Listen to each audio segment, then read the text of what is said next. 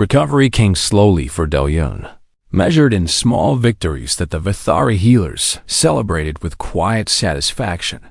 The wound had been deep and dangerous, but the combination of advanced alien medicine and stubborn human willpower proved stronger than the assassin's blade. He spent weeks confined to the medical chamber, drifting in and out of consciousness while his body fought to repair itself. Sci-Fi visited him every day without exception, bringing stories about the palace gossip and the chaos that had followed the assassination attempt. Methan and his fellow conspirators had been arrested within hours of the attack, their plot unraveling as guards traced the connections between them. They, separatist faction that had supported them, scattered like frightened animals, their dreams of conquest dying with their failed scheme. Justice would be swift and thorough, as the Vithari did not tolerate treason against their ruling house. But Sci-Fi did not seem particularly interested in politics during her visits. She wanted to make sure Do-Yun was eating, that he was taking his medicine, that he knew she was there. She read to him from old Vithari texts when he was too tired to talk, her musical voice filling the quiet room with stories of heroes and adventures from ages past. Do-Yun found himself looking forward to her visits more than anything else. This strange friendship with an alien child having become one of the most important relationships of his life. When he was finally strong enough to walk again, Torvain came to see him with news that changed everything. The High Keeper's expression was serious but warm, a combination Do-Yun had learned to recognize as Torvain's version of affection. He explained that a great gathering had been called, summoning leaders from across the Dominion to the palace of Kelthos. Nobles and commanders and elders from 1,000 worlds would attend, representing the full power and authority of the Vithari civilization. And at this gathering, Torvain intended to make an announcement that would reshape his people's relationship with the rest of the galaxy. Do-Yun listened with growing confusion, not understanding what any of this had to do with him. Torvain smiled at his bewilderment, a rare expression that softened his ancient features. He told Do-Yun to prepare himself for the ceremony and left. Without explaining further, the Great Hall of Kelthos was the largest enclosed space Do-Yun had ever seen, a cathedral of crystal and light that could hold tens of thousands. When he entered on the day of the gathering, walking slowly because his body still ached from his healing wounds, he found it filled to capacity. Hundreds of Vithari nobility occupied the central floor, their crystalline skin glittering like a sea of jewels under the light of massive chandeliers. Beyond them, countless more watched through holographic projections that broadcast the event across Vithari space. Every eye turned to Do-Yun as he walked toward the raised platform where Torvain and Sci-Fi waited. He felt exposed and overwhelmed, acutely aware that he was just a cargo captain from Earth, standing before the collected might of one of the galaxy's oldest civilizations. But Sci-Fi smiled at him from the platform, and that smile gave him the courage to keep walking. Torvain's voice rang out through the hall when Do-Yun reached the platform, carrying to every corner of the vast space. He spoke of the Covenant of Ash and the sacred bonds that defined Vithari honor. He told the story of a human who ran into fire to save a child he had never met, expecting nothing in return. He described how that human had endured the trial of burning ground without flinching, had learned Vithari customs out of respect rather than obligation, had taken a blade meant for his High Keeper without hesitation. Then Torvain said words that Do-Yun never expected to hear. He declared that Kang Do-Yun would be named Ashbound Eternal, a title that had never before been given to any outsider in the long history of the Dominion. It meant that Do-Yun was family to the ruling house in every way that mattered, with all the rights and protections that status carried. He would be honored as a hero of the Vithari people for as long as their civilization endured. But Torvain was not finished. He announced that the Vithari Dominion would open formal relations with the human alliance for the first time in history. Centuries of isolation would end because one human had proven that younger species could possess the qualities. The Vathari valued most courage, honor, and the willingness to sacrifice for others. The gathered nobles began to move, and Do-hyun watched in stunned disbelief as thousands of Vathari performed the gesture of ashes. They bowed as one. A wave of crystalline bodies lowering themselves in the deepest expression of respect their culture possessed. It was a gesture reserved for those who had proven themselves beyond all doubt. And they were directing it at him, a cargo hauler from Earth who had simply done what seemed right. The weight of the moment pressed down on Do-hyun's shoulders, threatening to overwhelm him entirely. He felt tears streaming down his face, unable to process the honor being given to a man who had never considered himself special. Sci-Fi appeared beside him, taking his scarred hand in her crystalline one.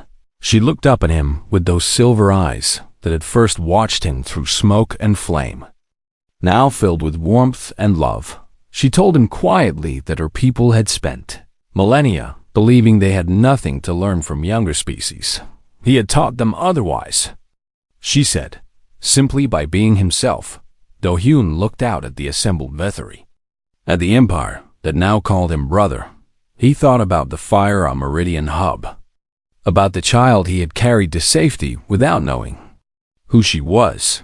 He had not saved her for reward or recognition. He had saved her because she needed saving. And he was there. Perhaps that was the most human thing about him. The willingness to act when action was needed without calculating the cost. He straightened his shoulders and returned the gesture of ashes to the assembled nobles, honoring them as they had honored him. Then he looked up at the stars, visible through the crystal ceiling of the great hall somewhere out there. His old ship was probably gathering dust in a hangar on Meridian Hub. He had left as a nobody with nothing to his name but a battered freighter and a stubborn refusal to quit. He was returning as something else entirely, a bridge between two civilizations and proof that understanding could bloom from the most unlikely beginnings. Sci-Fi squeezed his hand, and he looked down at the child who had become like a daughter to him. She asked if he was ready for what came next. Do-hyun smiled, thinking about all the impossible things that had already happened, and all the impossible things yet to come. He told her that he was ready for anything, as long as they faced it together. And somewhere across the galaxy, humanity looked toward the stars and wondered what new opportunities would come from this unexpected friendship with one of the oldest powers in existence. The answer would unfold across generations, shaped by the simple truth that Kang Do-hyun had proven on that burning station. That courage and compassion could change the fate of worlds, and that sometimes all it took to reshape history was one person willing to run toward the fire when everyone else ran away. The months that followed the trial of burning ground changed everything for Do-hyun in ways he could never have predicted. He was still an outsider in many ways, still a human among beings who measured their lives in centuries rather than decades, but the open hostility had faded almost entirely, replaced by a grudging acceptance that sometimes bordered on genuine warmth. He had proven himself through pain and determination, and the Vathari respected those qualities even when they came wrapped in alien skin. His role as Sci-Fi's Ashbound guardian became less ceremonial and more real with each passing week. The child began seeking him out on her own, appearing in his quarters or finding him in the palace gardens with questions about the strange world he came from. She wanted to know everything about Earth, about humans, about the short-lived species that had somehow produced someone willing to run into fire for a stranger. Do-hyun found himself becoming a teacher of sorts, sharing stories of human history and culture with an audience of one.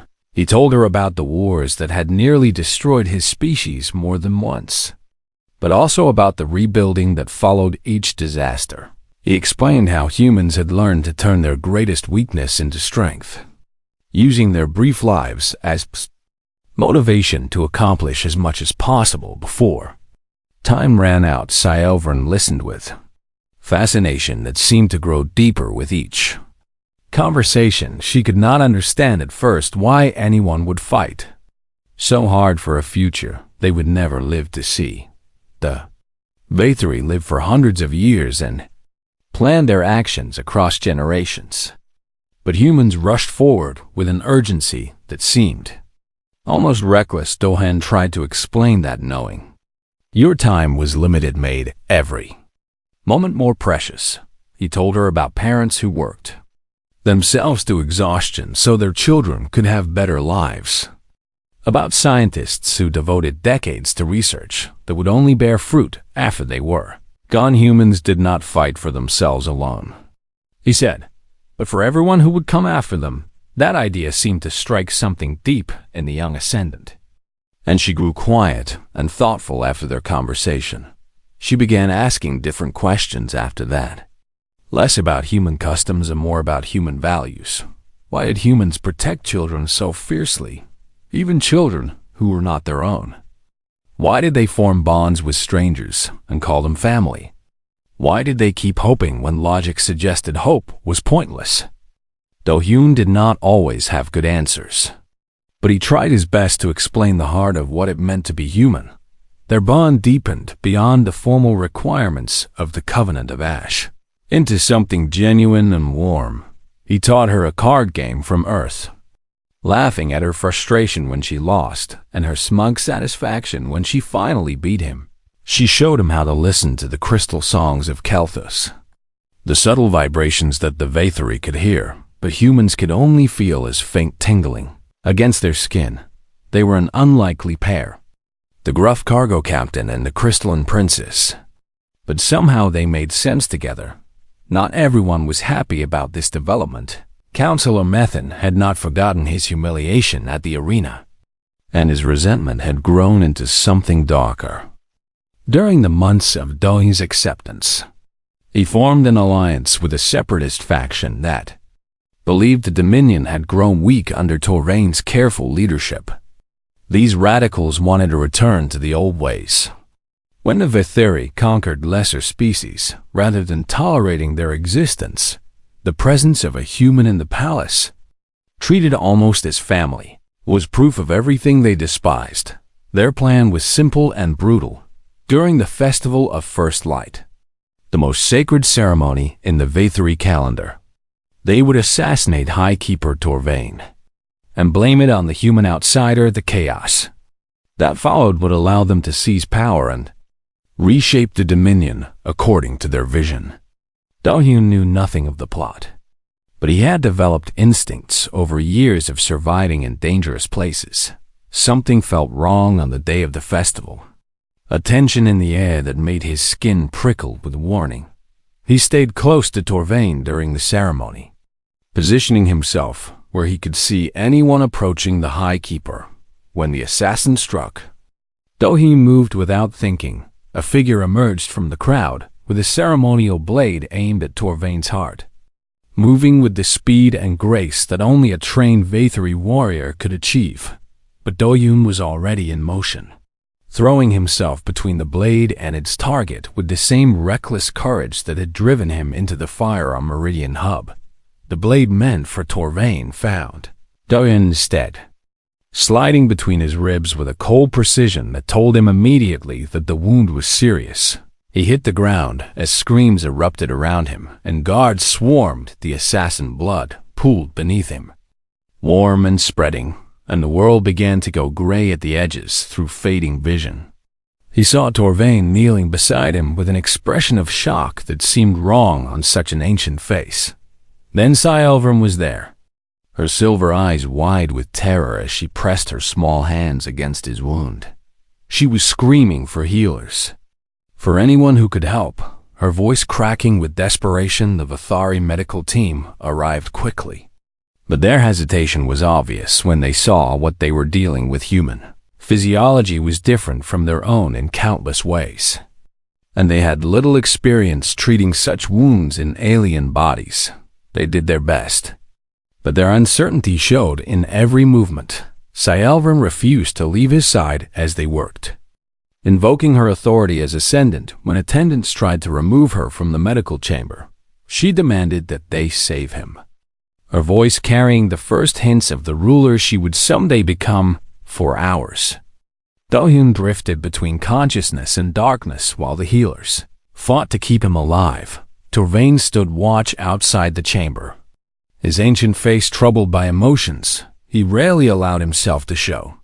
The man who had saved his granddaughter from fire had now taken a blade meant for him, and the debt between them had grown beyond anything the Covenant of Ash could measure. When dawn came and Do-hyun's condition finally stabilized, Torvain looked at his granddaughter, keeping vigil at the human's bedside. He saw the way she held Do-hyun's scarred hand in her own, refusing to let go even as exhaustion pulled at her, and he understood at last that what had begun as obligation had transformed into something far more powerful. This human had become family in truth. Not merely in law, the Dominion would need to change to acknowledge that reality. The palace of the High Keeper rose from the crystal forests of Kalthos like a frozen song made solid, its spires reaching toward the twin suns in elegant curves that no human architect could have designed. Do-hyun walked through its corridors, feeling like a stain on a pristine canvas, aware of every eye that followed his movements with emotions ranging from curiosity to open contempt. The Vathari, who passed him, rarely acknowledged his presence directly, but he could feel their judgment in the way they angled their bodies away from him or allowed their conversations to fall silent as he approached. He was an outsider here, a primitive from a young species that had barely begun to explore. The stars, the fact that their traditions now forced them to treat him as family, only made his presence more insulting to many of them. His quarters were beautiful and comfortable, filled with furniture that seemed to anticipate his needs and adjust to his preferences. But beauty could not make up for isolation, and Do-hyun spent his first weeks on Kalthos feeling more alone than he had ever felt in his life. Sci-Elvram visited him once during that time, accompanied by a small army of attendants who watched Do-hyun like he might attack their precious ascendant at any moment. The child was recovering well from her injuries, though faint cracks still marked her crystalline skin where the heat had damaged her. She said little during the visit, merely studying him with those unsettling silver eyes, as if trying to understand what sort of creature he was. Do-hyun did not know what to say to her either, so they sat in awkward silence until her attendants decided the visit had lasted long enough.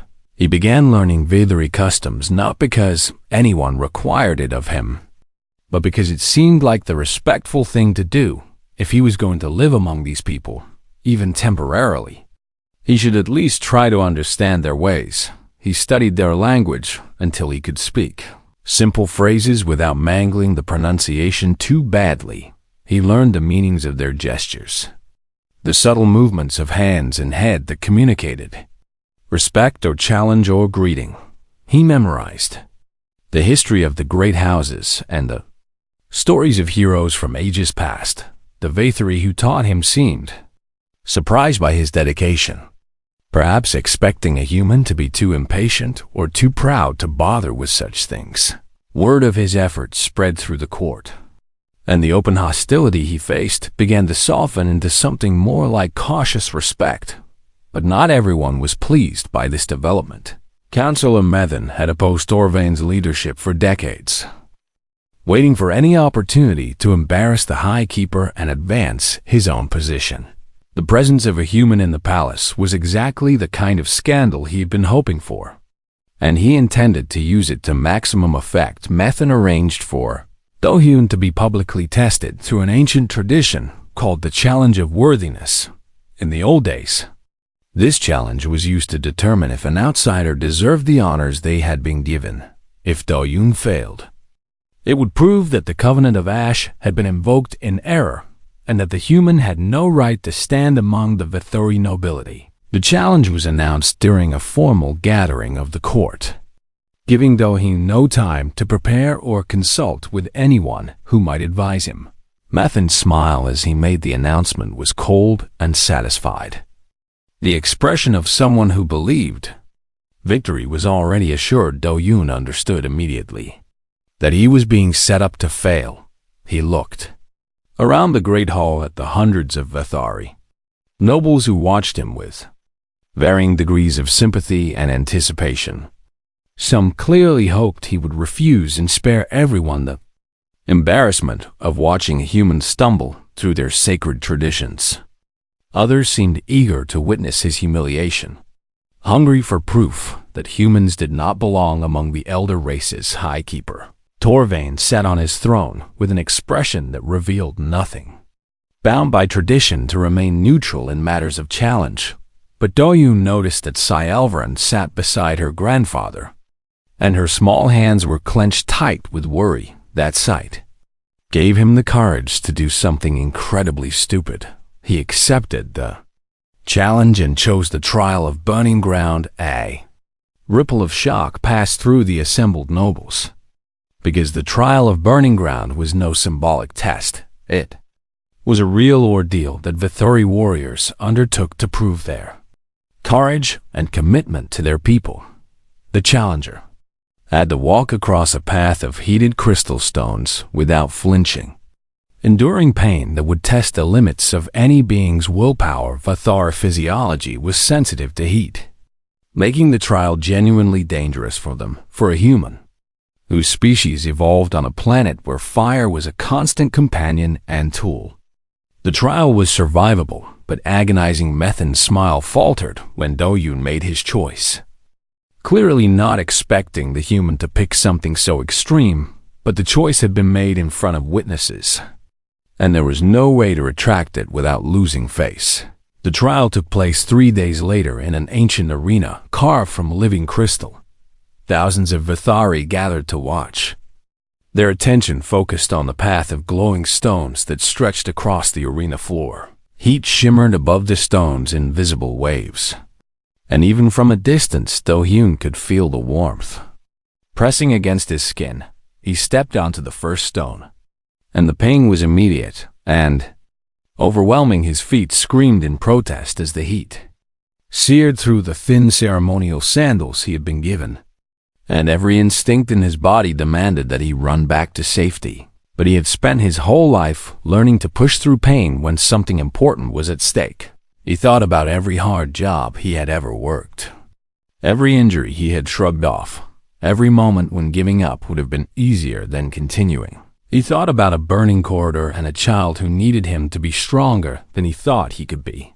Step by step, he crossed the burning ground, his jaw clenched so tight that he thought his teeth might crack, and tears streamed down his face from the sheer intensity of what he was enduring. But he did not flinch, did not cry out, did not give anyone the satisfaction of seeing him break. When he reached the end of the path and stepped onto cool stone, the arena was completely silent. Then Sy-Elverin began to applaud, her small hands making a sound that echoed through the stunned quiet.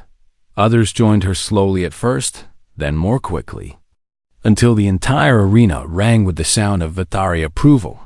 Doyun looked up at the observation platform where the child sat beside her grandfather. She was smiling at him for the first time, and that smile made every moment of pain worth it. He had proven himself worthy, not through words or arguments, but through the stubborn human refusal to surrender that his species had carried with them since they first crawled out of the caves of Earth. Methan watched from the shadows with an expression of cold fury, already planning his next move against this irritating human who refused to know his place. But for now, Do-hyun had won a victory that no one could take away from him. Do-hyun woke to the smell of antiseptic and the soft beeping of medical equipment that sounded nothing like anything he had ever heard before. His eyes opened slowly, and the first thing he noticed was that his hands were wrapped in thick white bandages that covered him from fingertip to elbow. The second thing he noticed was that he was not in a human medical facility. The walls of the room curved in organic shapes that seemed grown rather than built, and soft blue light pulsed gently from panels embedded in the ceiling. His entire body ached with a deep and persistent pain that told him he had pushed himself far beyond his limits. A human nurse appeared at his bedside, and her presence was the most comforting thing he had seen in what felt like forever. She explained that he had been unconscious for 4 days while the medical team worked to repair the damage to his lungs and hands. The burns had been severe, and without immediate treatment, he would have lost the use of both hands entirely. But he was alive, and more importantly, the child he had saved was alive as well. That news made the pain seem almost worth it. The nurse hesitated before telling him the rest, and something in her expression warned him that his life was about to become very complicated. The girl he had rescued was not just any Vathiri child. She was Ascendant Sciovern, the sole heir to the Vathiri Dominion and granddaughter of the most powerful ruler in the outer sectors. By saving her life, Do-hyun had accidentally entangled himself in thousands of years of Vathiri tradition and law before he could ask what that meant. The door to his room opened and 3 Vathiri entered. They moved with a grace that made humans look clumsy by comparison, their crystalline skin catching the light and scattering it into tiny rainbows. The one in the center was clearly the leader, tall and ancient with silver hair that flowed down his back like liquid metal. His eyes held a weight of centuries, and when he looked at Do-hyun, the human felt like he was being measured against standards he could not begin to understand. This was Highkeeper Torvain, ruler of the Vathiri Dominion and grandfather to the child Do-hyun had carried from the flames. Torvain's voice was deep and musical when he spoke, each word carrying the precision of someone who never wasted language on unnecessary things. He thanked Do-hyun for saving Sciovern's life, but his tone made it clear that gratitude was only part of why he had come. The Highkeeper explained that the Vathiri operated under ancient laws called the Covenant of Ash, traditions that dated back to the founding of their civilization. When someone saved another from fire, a sacred bond was created that could not be broken or ignored. The savior became ash-bound to the one they saved, a guardian and protector bound by honor rather than choice. And the family of the saved was obligated to honor the savior's blood, treating them as one of their own. Do-hyun listened with growing alarm as the implications became clear. He had not just saved a child from a fire. He had accidentally become legally and spiritually bound to the ruling family of an alien empire. The idea was so absurd that he almost laughed. But the gravity in Torvain's expression stopped him. This was no joke, and the Vathiri did not take their traditions lightly. Do-hyun tried to refuse. He explained that he was just a cargo hauler, a nobody with a small ship and no connections to power or politics. He had no business being bound to an alien princess or involved in the affairs of an empire. His life was simple, and he wanted to keep it that way. But Torvain's response made it clear that refusal was not really an option. If Do-hyun rejected the bond, it would shame the Vathiri Dominion before the entire galactic community. It would suggest that their most sacred traditions meant nothing, that their laws could be dismissed by an outsider who found them inconvenient. The political consequences would be severe, and the insult would not be forgotten for generations. Do-hyun found himself trapped between 2 impossible choices. He could accept a role he had never asked for and become entangled in alien politics forever, or he could refuse and cause a diplomatic incident that might poison relations between humans and Vathiri for centuries. Neither option seemed fair, but life rarely was. He thought about the child he had saved, the way she had looked at him with those silver eyes full of fear and desperate hope. He thought about how light she had felt in his arms as he ran through the burning corridor, fragile and precious and utterly dependent on him for survival. Whatever complications came from that moment, he could not bring himself to regret it. After a long silence, Do-hyun agreed to travel to the Vathiri homeworld. He would learn what being ashbound meant and try to understand the role that had been thrust upon him.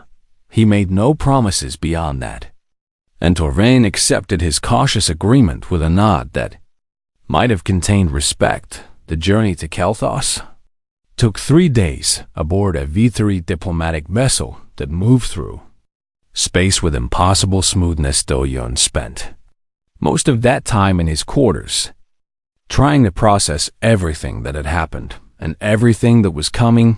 His hands were healing well. The V3 medical technology far more advanced than anything humans had developed, but the scars would remain. Permanent reminders of the fire that had changed his life forever on the final day of the journey. A V3 attendant came to prepare him for arrival.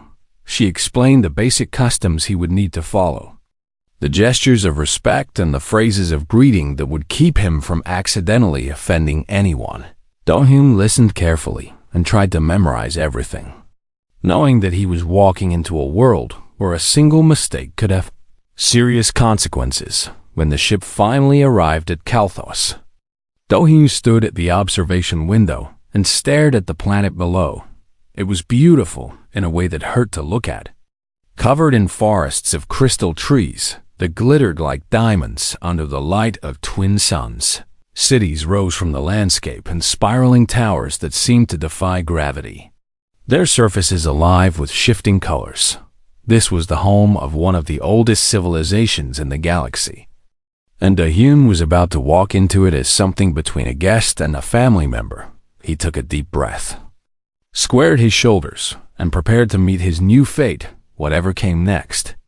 He would face it the way he faced everything else in life, one stubborn step at a time. Kang Do-hyun sat alone at a metal table in the lower market district of Meridian Hub, nursing a cup of cold coffee and watching the crowds pass by through tired eyes. He had been stuck on this station for 3 days now, waiting for a cargo contract that seemed determined to never arrive. The life of a freelance freighter captain was not glamorous, and days like this reminded him why so many pilots gave up and took corporate jobs instead. But Do-hyun was stubborn, perhaps too stubborn for his own good, and he refused to let the universe beat him down around him. The station hummed with the activity of dozens of species going about their business. Tall insectoid crethini clicked past on segmented legs, their antennae twitching as they communicated in frequencies humans could not hear. Bulky Morvani traders argued loudly over the price of rare minerals, their gray skin flushing purple with irritation. Small groups of humans moved through the crowds as well, still newcomers to the galactic stage, but growing bolder with each passing year. Meridian Hub served as neutral ground for anyone willing to follow its rules, and that made it one of the busiest places in the outer sectors. Do-hyun finished his coffee and was about to head back to his ship when he noticed something strange. The V3 diplomatic quarter, located on the upper level overlooking the market, had begun to glow with an orange light that seemed wrong somehow. He squinted up at the observation windows and felt his stomach drop when he realized what he was seeing. Fire. The word spread through the crowd like a wave, and panic followed close behind. Smoke poured from vents near the diplomatic section, and emergency alarms began to wail across the station. Station security rushed toward the area, shouting for civilians to clear the corridors and move to safe zones. Do-hyun should have followed the crowds away from danger, but something made him push forward instead. He could not explain it later when people asked him why he ran toward a fire instead of away from it. Perhaps it was instinct, or perhaps it was the faint sound he thought he heard beneath the chaos of the alarms, a scream high and desperate, coming from somewhere inside the burning section. He pushed past a security officer, who tried to stop him and ducked through a maintenance corridor that led toward the diplomatic quarter. The heat hit him like a wall as he climbed higher, and the air grew thick with acrid smoke that burned his lungs. His eyes watered, and his skin felt like it was cooking. But he kept moving forward because that scream had sounded like a child. The observation lounge at the end of the corridor was filled with flames that licked at the walls and ceiling. Emergency containment doors had sealed most of the section, but this room had been cut off before the lockdown completed through the haze of smoke. Do-hyun saw a small figure huddled behind a pile of collapsed ceiling panels. She was unlike anything he had ever seen up close before. Her skin shimmered with a crystalline quality that reflected the firelight in fractured rainbows, and her eyes were large and silver like polished mirrors. She was a Vithuri child, and she was dying. The Vithuri were known throughout the galaxy as one of the oldest and proudest species in existence. They kept to themselves and rarely interacted with younger races like humanity, considering most other species too primitive to bother with. But none of that mattered to Do-hyun in that moment, because all he saw was a terrified child. Trapped in a burning room, he rushed forward and began tearing at the debris that pinned her in place. The metal was hot, enough to blister his palms instantly, and he could smell his own flesh burning as he worked. The pain was incredible, but he had learned long ago how to push through pain when something important needed to be done. The child watched him with those strange silver eyes. Too weak from smoke inhalation to speak or move, he finally cleared enough debris to reach her and scooped her up in his arms as gently as he could manage. She weighed almost nothing, her body fragile and delicate in a way that made him terrified of hurting her. The crystalline patterns on her skin had begun to crack from the heat, and he knew instinctively that she would not survive much longer in this environment. He ran the corridor behind him, groaned and buckled as the fire spread, and he could hear the station's emergency systems preparing to vent the section to space. That was the standard protocol for uncontrollable fires, sacrificing the burning area to save the rest of the station. He had maybe 30 seconds before the outer doors blew and everything in this section got sucked into the void. His lungs screamed for clean air and his legs burned with exhaustion. But he kept running because stopping meant death for both of them. The containment door at the end of the corridor was starting to close, and he threw himself through the narrowing gap with the child clutched against his chest. He hit the floor on the other side, just as the door sealed behind him with a heavy clang. 3 seconds later, he heard the distant thunder of the emergency venting, and the entire section behind him became open space. Station medical teams found him lying on the floor, still holding the unconscious child in his blistered arms. He tried to tell them that she needed help, that she was just a kid and someone needed to save her. But his voice came out as nothing but a rasping croak. The world went gray and fuzzy around the edges, and the last thing he saw before losing consciousness was a team of medics carefully lifting the crystalline child from his grip. When word spread through the station about what had happened, no one could quite believe it. A human freighter captain with no connections to the Vithuri had run into a burning building and rescued a child at the risk of his own life. But the real shock came when the Vithari delegation identified the child he had saved. Her name was Sci-Fi, and she was the only heir to the Vithari dominion, the sole granddaughter of Highkeeper Torvain himself. In saving one small girl from the flames, Kang Do-hyun had unknowingly saved the future of an entire civilization, and in doing so, he had triggered ancient laws and traditions that would bind his fate to the Vithuri forever.